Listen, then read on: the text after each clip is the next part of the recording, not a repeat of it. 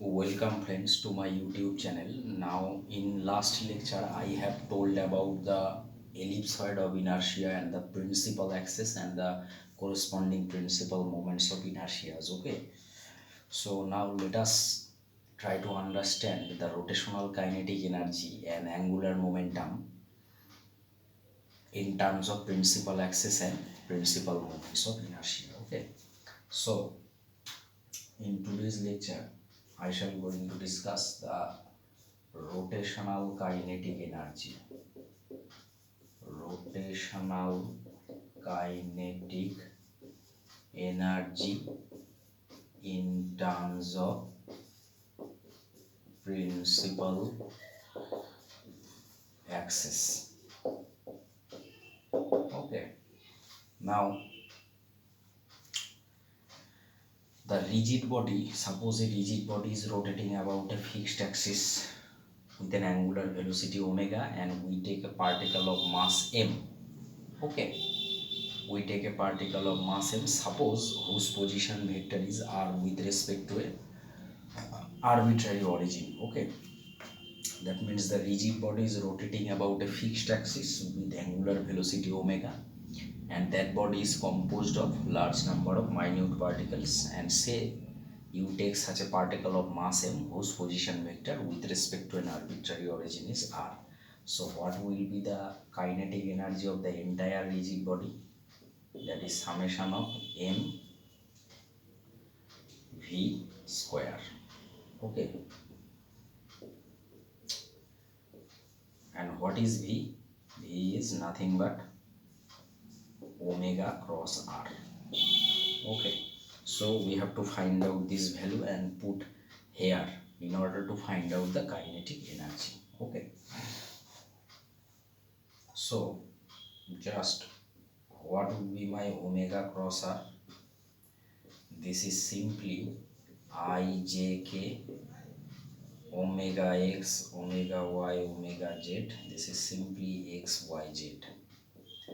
So I cap omega y z minus omega z y plus j cap omega zx minus omega x z plus k cap omega x y minus omega y x. Okay, so this we find the value of omega cross r. Okay, so suppose this we find the value of omega cross r. So what would be the expression of kinetic energy? This is summation of half m omega cross r whole square. That means this term square, that is omega y square z square omega z square y square minus 2 omega y omega z y z plus omega z square x square plus omega x square z square minus 2 omega z omega x x z omega x square y square omega y square x square 2 omega x omega y x y. Okay, so this we find the value. Now suppose half m we take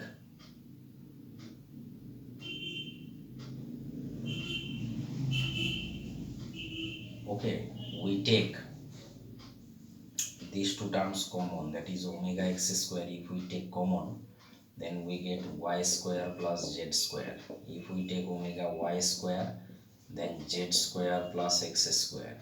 And if we take omega z square common, this is simply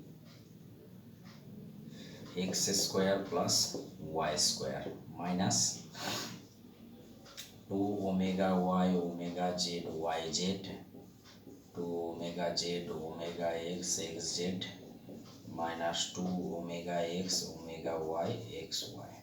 Okay, now what would be this summation of half m y square plus z square? Summation of half m y square plus z square means moment of inertia of the entire body about x axis.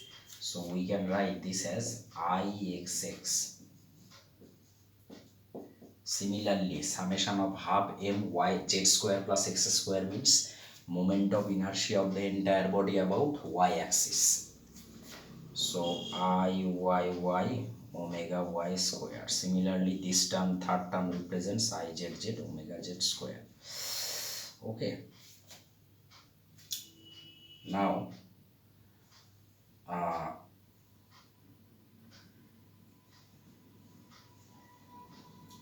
there will be a half. Okay. Now summation over m y z, that means the product term I y z, 2 omega y omega z I y z. Summation of m y z means the product term I y z. Summation of m x z means the product term I z x. And summation of I x m x y means I x y. Okay. So this is the expression in terms of principal axis and principal moments of inertia. Okay.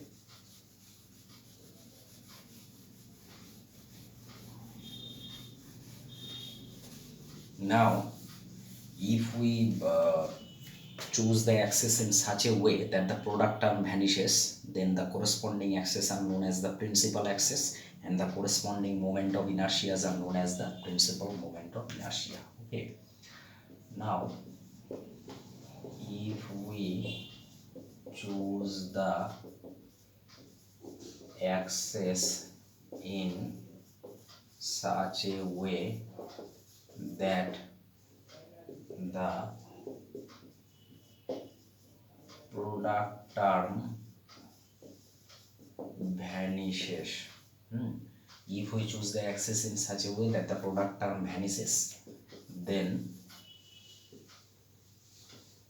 the axes are called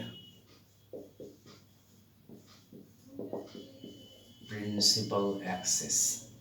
Okay. And corresponding moment of inertias are called principal moments of inertia. Okay. So under this condition, what we can write? This we can write half I x x omega x square, half I y omega y square, half I z z omega z square. Okay. Fine. Now we all know that L equals to I omega. This relation we all know. L, this equals to I omega. So this can be written as Lx omega x plus Ly omega y plus Lz omega z. So simply we can write half into L dot omega. Okay. So this is the rotational kinetic energy of the rigid body in terms of L and omega. T equals to half into L dot omega.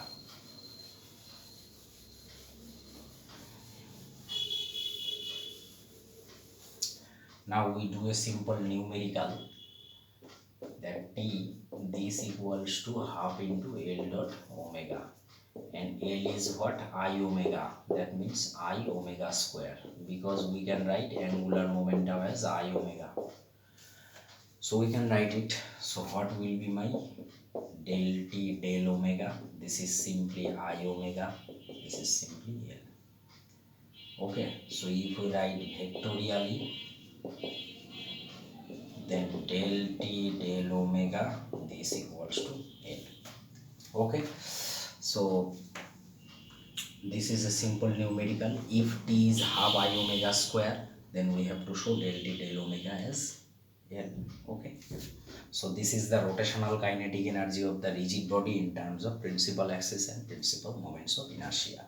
Now in our next class we will going to discuss the angular momentum in terms of principal axis. Okay, so if you don't subscribe my channel, then kindly subscribe it to get latest videos on physics. Okay, thank you.